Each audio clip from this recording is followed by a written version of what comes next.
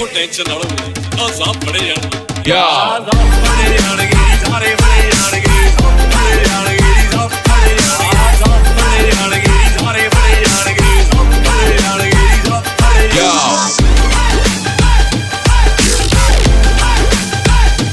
ਯਾ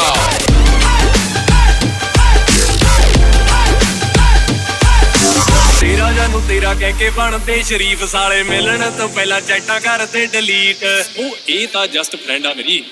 ਉਹ ਝੂਠ ਬੋਲ ਜਾਂਦੇ ਥਾਈਲੈਂਡ ਦੇ ਟ੍ਰਿਪ ਤੇ ਵਿਆਹ ਕਰਵਾ ਕੇ ਜਿਹੜੇ ਟੇਕਦੇ ਨਾ ਇੱਕ ਦਿਨ ਸਾਰਿਆਂ ਦੇ ਕੇ ਗੜੇ ਕੱਸੇ ਜਾਣਗੇ ਉਹ ਟੈਨਸ਼ਨ ਨਾ ਲਓ ਵੀਰੇ ਯਾ